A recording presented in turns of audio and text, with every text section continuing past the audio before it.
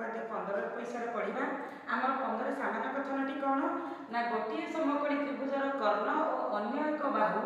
यथाक्रमे अन्य एक समकोणी त्रिभुजर कर्ण और एक बाहु सह सर्वसम हेले त्रिभुज दुईटी सर्वसम। ठीक अच्छे तो बर्तमान सामान्य कथन अनुसार आम दुईटी त्रिभुज एबीसी आ डीईएफ आम अंकन कर देखिपार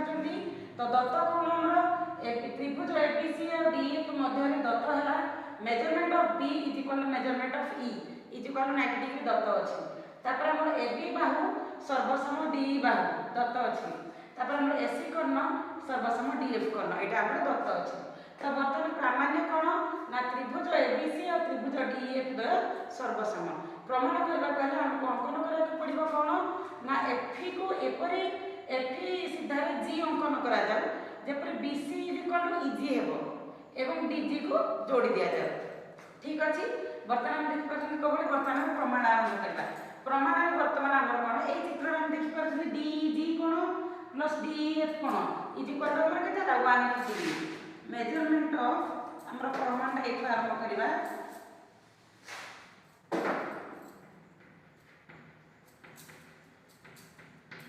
मेजरमेंट ऑफ डीईएफ कौन plus measurement of D E G कोण इज इक्वल टू 180 डिग्री कहीं ना माने सन्निहित परिप्रक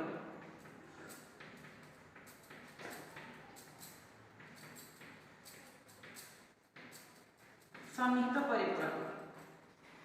जेहेतु हमर दत्त अछि कोण ई कोण माने डीईएफ कोण इज इक्वल टू 90 डिग्री जेहेतु measurement of DEF is equal to 90 degree तो अतएव हमर कोन हो जदि दुईटा जाक मिसिकी 180 डिग्री एटा जदि 90 डिग्री तो ऑब्वियसली एटा 90 डिग्री हो तो measurement of DEG is equal to 90 degree हो। ठीक अछि तो वर्तमान में डीईजी पाइ गेल 90 डिग्री तो वर्तमान हमर त्रिभुज एबीसी आ त्रिभुज डीईजी मध्य त्रिभुज एबीसी और त्रिभुज डीईजी मध्य कौन कौन अच्छे देखा आमर एबी बाहु सर्वसम डीई बाहु दत्त अच्छे एबी बाहु सर्वसम डी बाहु एटा हमर दत्त अच्छी तापर हमर एबीसी कौन इज इक्वल टू डीईजी कौन एटा हमर आमे प्रमाण करछंती angle ABC is equal to DEG measurement of angle DEG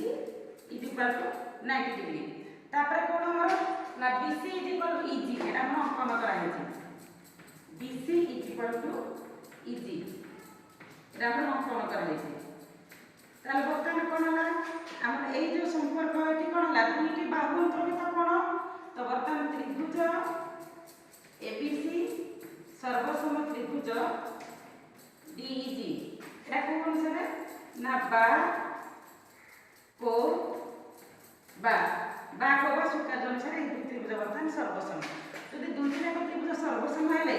ताले बर्तमान हमर कोन होला एसी बाहु इज इक्वल टू डीजी बाहु एसी बाहु सर्वसम डीजी बाहु एवं हमर कोन हो ACB is equal to DGE measurement of ACB is equal to measurement of DGE। ठीक है एटा हम संपर्क 1 तो हमर AC is equal to DG एवं आमे जानि छथि जेहेतु AC is equal to DF हमरटा दत्त अछि ताले बर्तमान कोन हो इंप्लाय दैट हमर कोन हो AC is equal to DG हमर प्रमाण है आ AC is equal to DF हमर दत्त अछि तन बर्तमान कोन ला DG is equal to DF होला imply that DG सर्वसम DF DG सर्वसम DF हैला माने हमर कोन हो इंप्लाय दैट हमर कोन हो DGE कोन is equal to DF कोन मेजरमेंट ऑफ DGE कोन is equal to measurement of DF कोन। ठीक अच्छे तो बर्तमान हम एटा संपर्क 2 SB is equal to DG DG is equal to DF तो संपर्क 1 और 2 कौन पाइले 1 और 2 पाइले कौन पाइले ना ACB DG DG DH अर्थात ACB DH पाइले measurement of ACB measurement of DFE ठीक अच्छी। तो बर्तमान एति हम पाइले बर्तमान त्रिभुज ABC और त्रिभुज DEF मध्य त्रिभुज ABC और त्रिभुज DEF मध्य रे हमर कोन कोन अछि हमर AB बाहु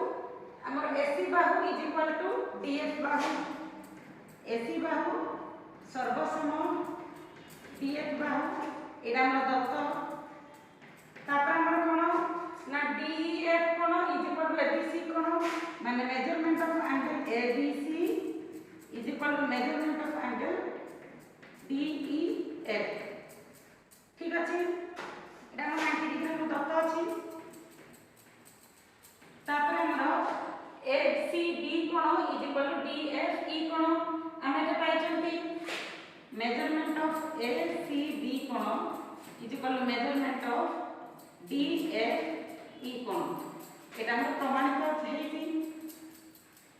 ताले वर्तमान हम देखि पारछंती ए तीनोटी संपर्क अनुसार माने ए दुई कोण बाहु माने को बा कोण बाहु कोण बाहु तो कोण बाहु अनुसार हमर त्रिभुज ABC सर्वसम त्रिभुज DEF केउ स्वीकार अनुसार कोण बाहु बाय को शॉर्ट में कहा जाए को बा स्वीकार देखि पाछिली तला हमटा जहा प्रमाण रे प्रामाण्य रे मागिथिला को बा